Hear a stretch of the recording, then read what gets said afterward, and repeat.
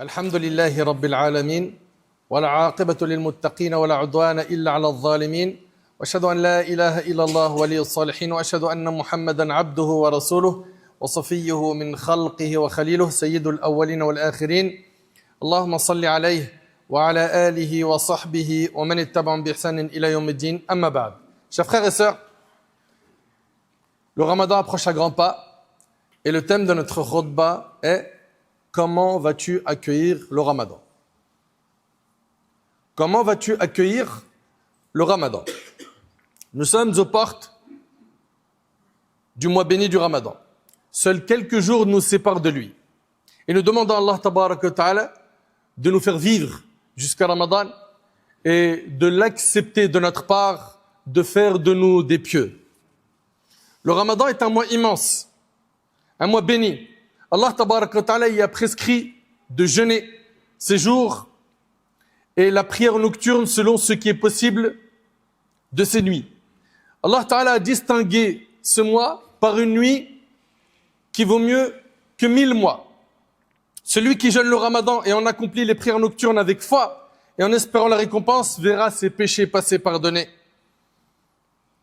Et j'aimerais, avant l'entrée du mois de Ramadan, m'adresser ainsi qu'à vous des conseils précieux qui sortent de mon cœur et je demande à Allah subhanahu wa ta'ala qu'il trouve une place dans votre cœur.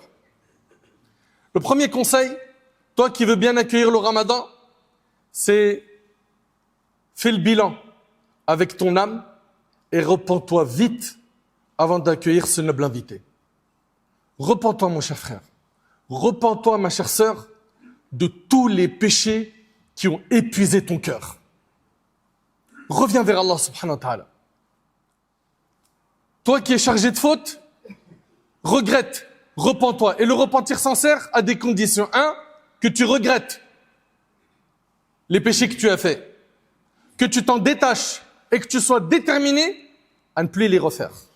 Ça, c'est le repentir sincère. Et bien évidemment, s'il y a quelque chose que tu as pris de quelqu'un, une injustice liée à une personne, tu dois la réparer.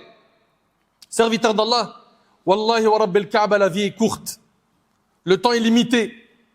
Combien d'êtres chers, combien de frères avons-nous accompagnés dans les tombes ces dernières semaines, ces derniers mois?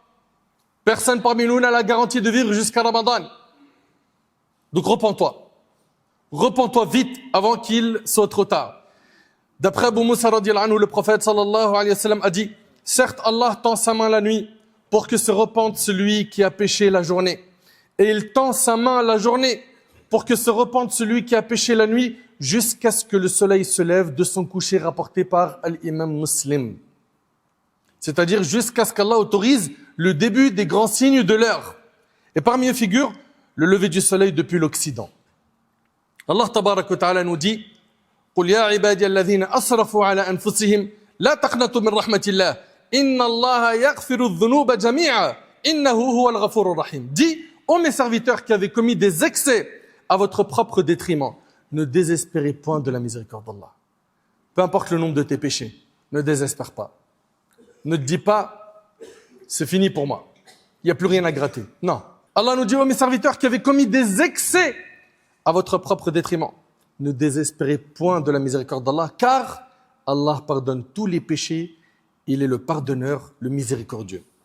Et dans le hadith rapporté par l'imam Muslim selon Anas, le prophète sallallahu alayhi wa sallam a dit, et écoutez bien s'il vous plaît ce hadith: certes Allah est plus heureux du repentir de son serviteur lorsque celui-ci se repent à lui que l'un d'entre vous dont la monture s'échappe emportant avec elle sa nourriture et sa boisson alors qu'il se trouve sur une terre désertique. Essaye d'imaginer quelqu'un qui est sur une terre désertique, il a sa monture et il a sa nourriture, sa boisson sur cette monture et cette monture disparaît. Comprenez bien ce hadith.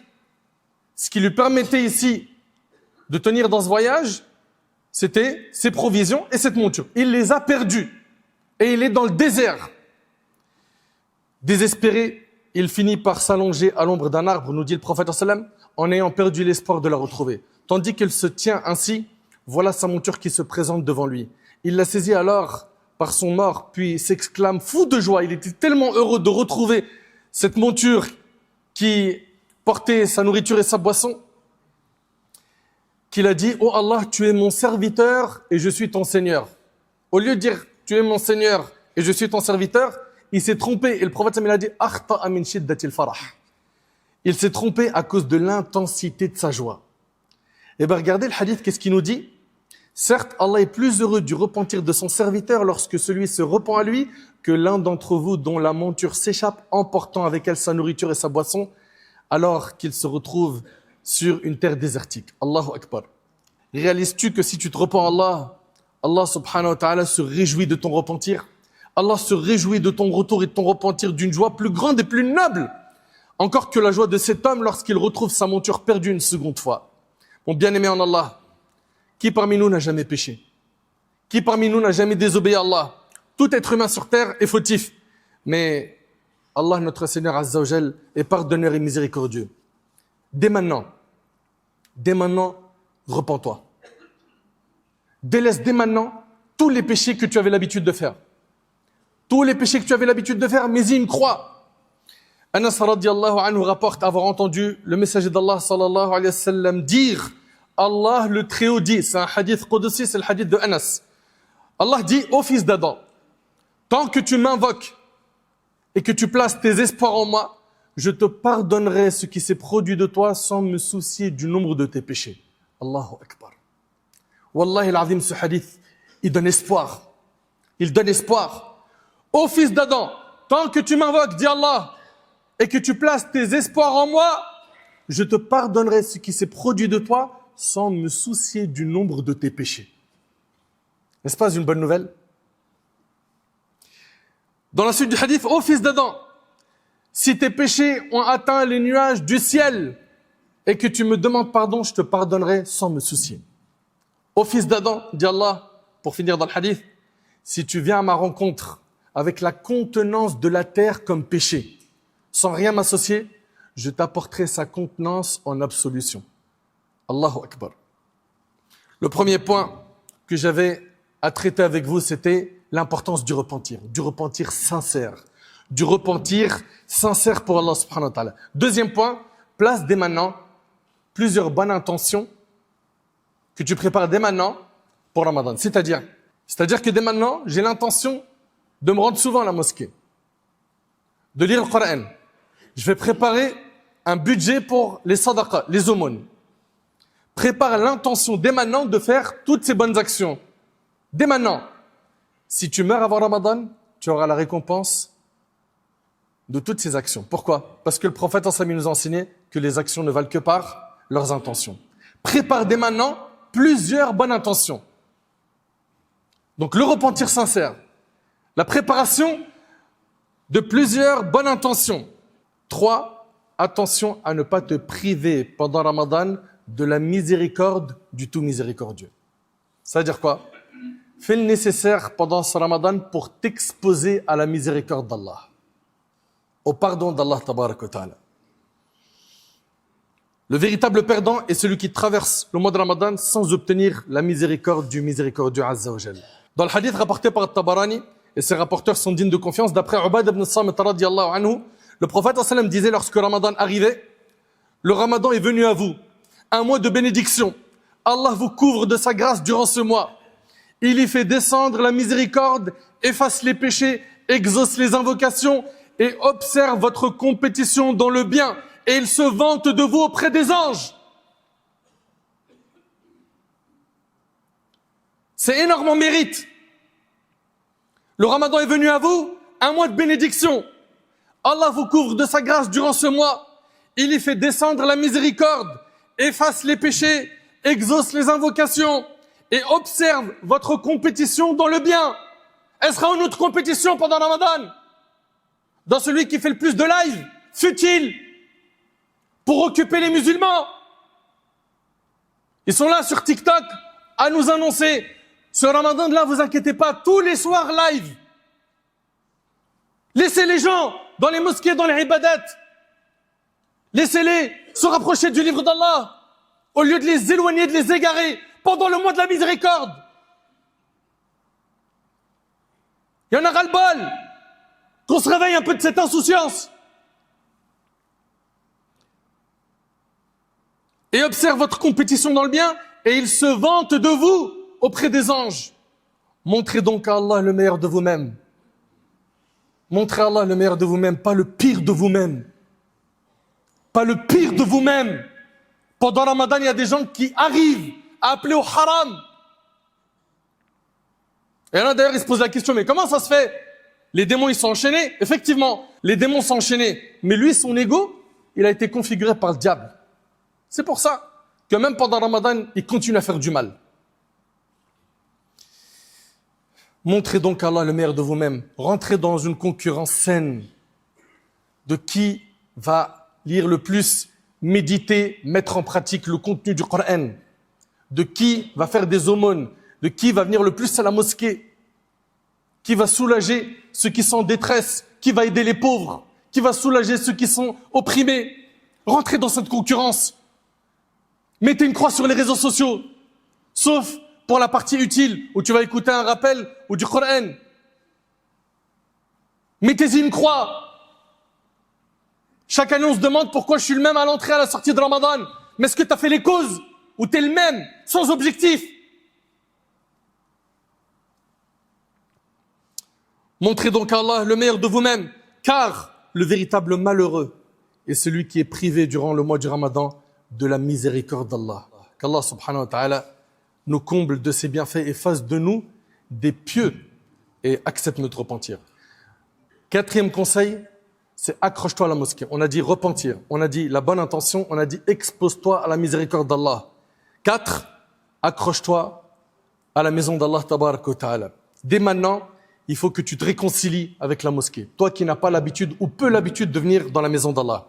Uthman radiyallahu anhu rapporte, j'ai entendu le prophète sallam dire, celui qui fait soigneusement ses ablutions et marche ensuite vers la mosquée pour y accomplir une prière prescrite en compagnie de l'imam, tous ses péchés seront pardonnés. C'est rapporté par Ibn Khuzayma.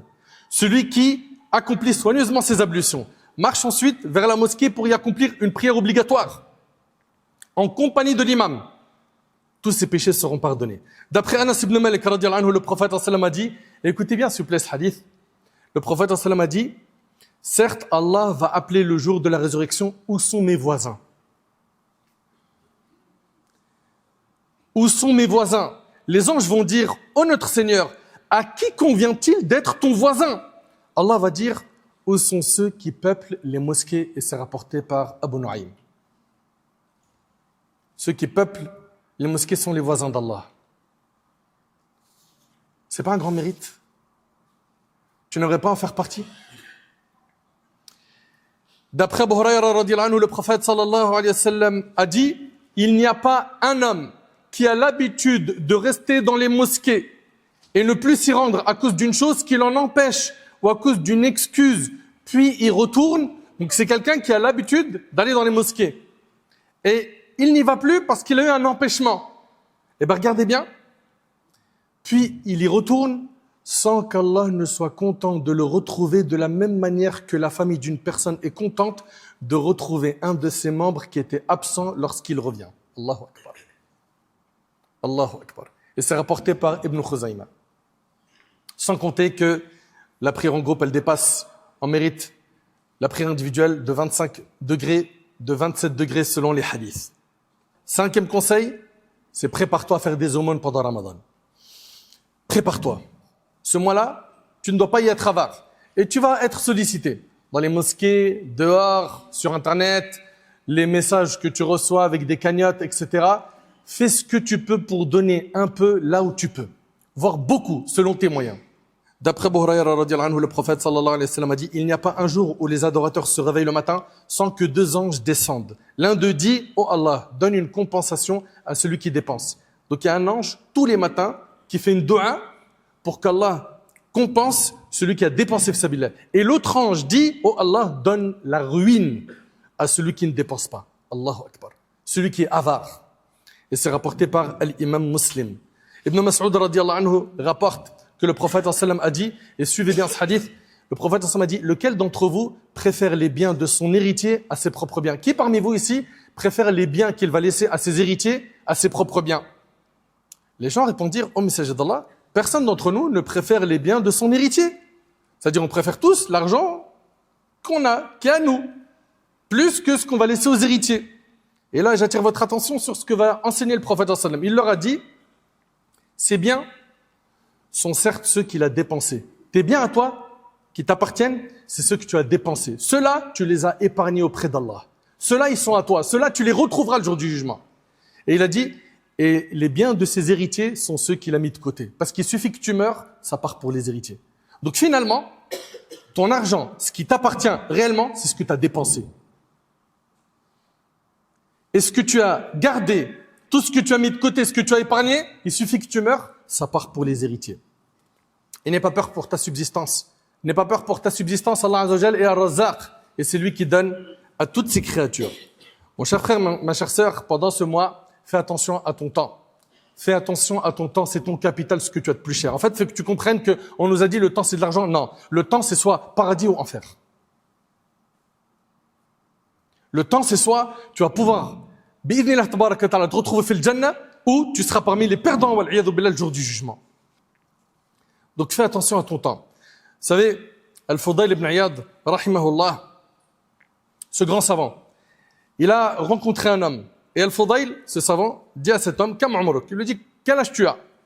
Il lui dit, j'ai 60 ans. Al-Fudayl lui a dit, ça fait 60 ans que tu es en train de te diriger vers Allah, tu es bientôt arrivé. L'homme, en entendant cela, il a dit, Inna lillahi wa inna ilayhi raji'un, c'est-à-dire nous appartenons à Allah et c'est envers lui que nous retournerons. Al-Fudayl lui a dit, oh mon frère, est-ce que tu connais le sens de ce que tu viens de prononcer? Il lui a dit oui.